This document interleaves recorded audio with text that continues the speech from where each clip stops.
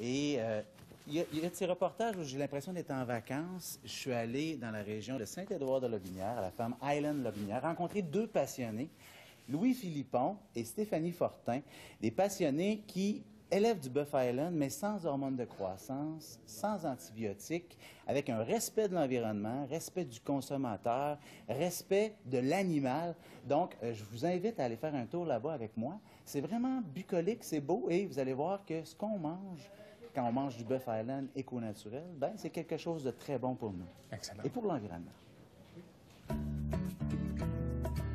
Stéphanie, parle-moi de l'élevage au niveau du bœuf Highland. En quoi il y a une perspective de développement durable? La pierre angulaire de notre élevage, c'est le bien-être animal. C'est des animaux qui sont libres, qui sont dehors à l'année, pas d'antibiotiques, pas d'hormones de croissance. Évidemment, il ne faut pas qu'il ait faim, il ne faut pas qu'il ait soif. Il ne faut pas qu'il soit inconfortable physiquement, c'est-à-dire il ne faut pas qu'il ait chaud, il ne faut pas qu'il ait froid, pas stressé, pas angoissé, qu'il soit aussi libre de donner libre cours à ses comportements naturels. Au niveau du développement durable, bien, on fait du pâturage permanent, c'est-à-dire qu'on fait du travail minimal du sol, pas de pesticides, pas d'engrais chimiques, et ce qui fait à la chaîne qu'on a un produit qui est d'une grande qualité. Notre appellation est éco-naturel. Respect de l'animal, respect de l'environnement et respect du consommateur.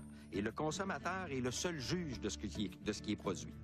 Nos principaux clients pour ça sont les boucheries spécialisées. Québec, Boucherie des Halles de Sainte-Foy, Boucherie Cros-Mignon à Limoilou, Montréal, Boucherie dans la Côte, et le domaine de la restauration où nous avons une relation très particulière, principalement avec les microbrasseries Archibald.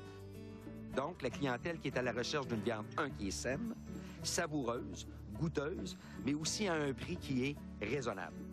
Par exemple, je prends le groupe d'âge des gens qui sont de mon âge à moi. Le premier commentaire qui nous revient, c'est « ça goûte ce qu'on mangeait quand on était jeune ». La viande produite va être une viande qui va être plus rouge, principalement parce que les animaux sont nourris au package, au foin et à l'herbe. Alors, des animaux élevés à l'extérieur qui marchent, qui bougent, etc., leur longévité est beaucoup plus grande.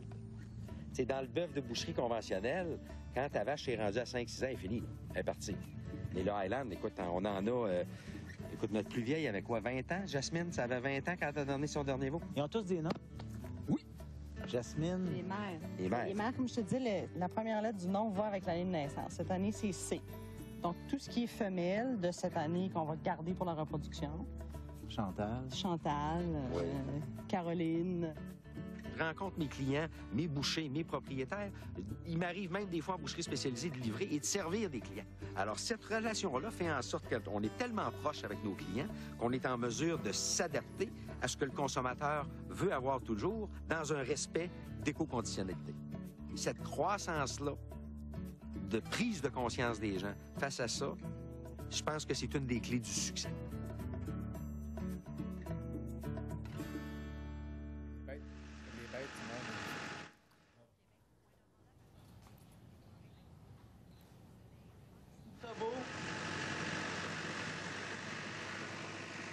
Les bêtes sont vraiment magnifiques. Les bêtes sont magnifiques. Dis-nous, le micro